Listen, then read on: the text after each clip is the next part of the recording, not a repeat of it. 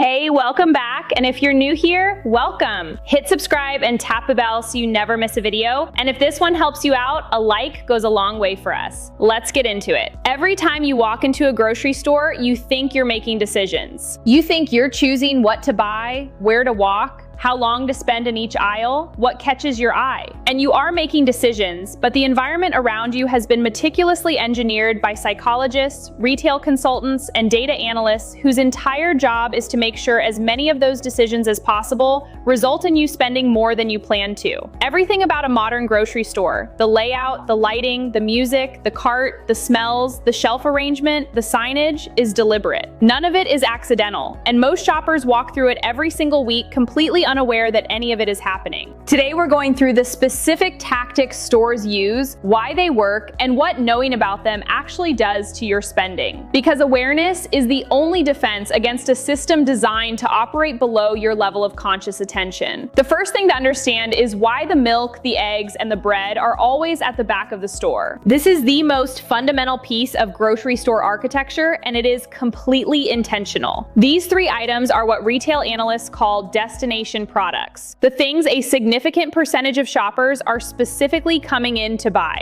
If those products were at the front of the store, a large portion of customers would walk in, grab what they came for, and leave within 2 minutes. By placing them at the back, the store forces every customer who needs them to walk through the majority of the store to get there. Every step past a display is an opportunity for an unplanned purchase. The store doesn't want you to get what you came for efficiently. It wants you to pass as much merchandise as possible before you reach it. The entrance of most grocery stores is positioned on the right side of the building, and the design traffic flow moves customers counterclockwise through the store. This is not arbitrary. Research in consumer behavior shows that the majority of people, being right-handed, instinctively veer right when entering an open space. Stores are designed around this tendency, creating a path that feels natural to follow, but is specifically structured to maximize the distance you travel and the number of product categories you pass before you reach the items you actually came for. Before you even start shopping, the bakery has already gone to work on you. The positioning of the in-store bakery near the entrance is one of the oldest and most studied tactics in retail. The smell of fresh bread and pastries triggers a hunger response that is largely involuntary. Your appetite increases, your resistance to food purchases decreases, and you become more susceptible to impulse buying throughout the entire rest of the trip. Studies in consumer psychology have documented that shoppers who enter a store through a bakery section consistently spend more on food items than shoppers who enter through a non-food section. The bakery at the front is not there for your convenience. It is there to prime your appetite before you've even picked up a basket. Look at the walls of any major grocery store and notice what is missing. There are no windows, there are no clocks. This is the same design principle used in casinos, and it serves the same purpose: to remove any external cue that would allow you to track how much time you're spending inside. Without natural light and without a visible clock, your sense of time distorts. You browse longer. You make more passes through aisles. You spend more. A shopping trip that feels like 15 minutes might be 35.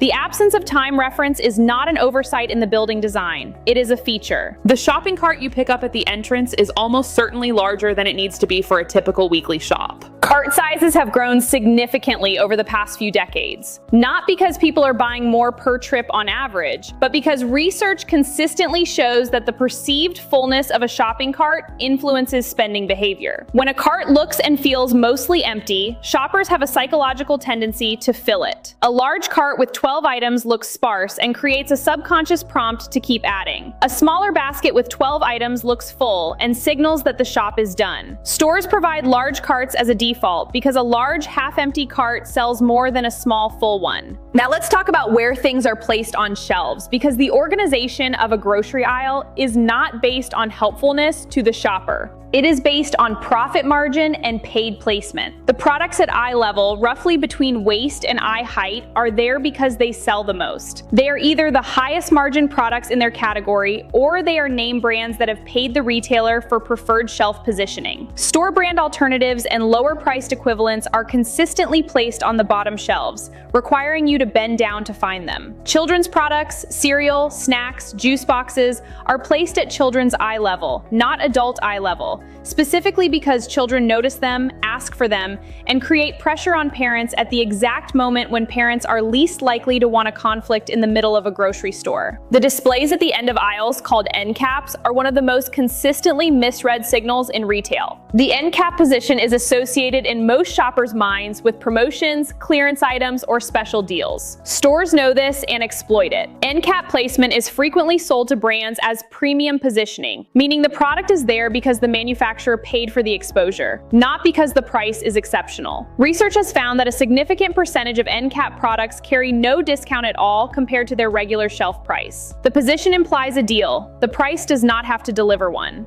The music playing in a grocery store is not chosen for ambiance. It is chosen based on its effect on the pace at which shoppers move through the store. Slower tempo music causes shoppers to walk more slowly, spend more time in aisles, and make more unplanned purchasing decisions. Faster tempo music moves people through more quickly, which is useful during peak hours to manage congestion, but not the default during normal trading hours. This effect has been studied and replicated in retail research for decades. The tempo of the background music in a supermarket is a deliberate merchandising decision with a documented effect on average transaction value. The produce section at the front of the store is another deliberate psychological move, and it operates at a more subtle level than the bakery. Fresh produce is visually appealing. It's colorful, natural looking, and associated with health and good choices. Starting your shopping trip by picking up vegetables and fruit creates a positive self-image effect that psychologists call moral licensing. Having made a virtuous choice at the start of the trip, shoppers are measurably more likely to make less virtuous and less necessary purchases later in the trip to balance it out. The salad greens at the beginning of your shop are quietly giving you psychological permission to put the cookies in the cart at the end of it. The pricing signage in grocery stores is its own category of manipulation. The 10 for $10 sign is one of the most well-documented examples. When a store advertises 10 items for $10, most shoppers buy 10 because the signage implies that is the required quantity. In the vast majority of cases, it is not. The items are $1 each whether you buy 1 or 10. The 10 for 10 format is presented specifically because it dramatically increases the average number of units purchased per shopper compared to a simple $1 per item sign. The mechanics are identical. The psychology is very different.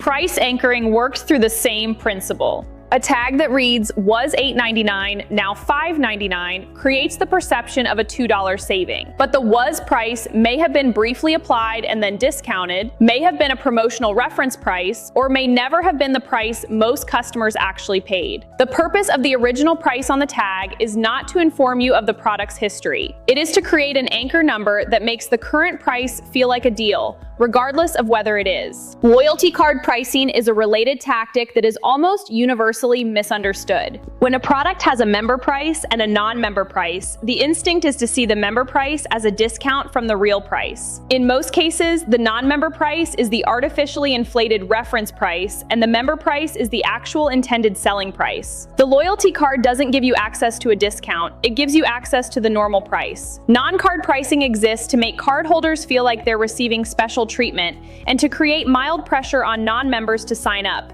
both of which serve the store rather than the customer. The checkout aisle is the final gauntlet. By the time you reach the register, you have already made most of your decisions and your spending resistance is at its lowest after an extended browsing period. The items placed along the checkout lane, candy, small snacks, magazines, batteries, lip balm, are specifically chosen for their impulse purchase profile. They are inexpensive enough that the decision to add them feels minor. They are positioned at both adult and child eye level to maximize pressure from multiple directions. And they are placed exactly where you have nothing to do except wait, look around, and pick things up. Knowing all of this does not require you to change dramatically how you shop. It just requires you to shop with a list and a budget committed to before you walk in. Because the one consistent finding across all research on retail psychology is that shoppers with a list and a predefined budget are significantly less affected by every tactic described in this video. The list removes browsing. The budget provides a natural resistance to impulse. The tactics are designed for shoppers who arrive undecided, and they work extraordinarily well on undecided shoppers. The store is not your enemy, but it is not your friend either. It is a commercial environment built to generate revenue. And understanding the specific ways it tries to generate revenue from you is the first step to making sure your money goes where you decided it should go, rather than where the floor plan and the shelf arrangement decided for you. Drop a comment with a tactic in this video that surprised you most. We genuinely read every single one. And if you want us to do a full video on how online shopping platforms use the same principles to get you to spend more, let us know below. Hit the like button if this helped, subscribe and tap the bell if you haven't already,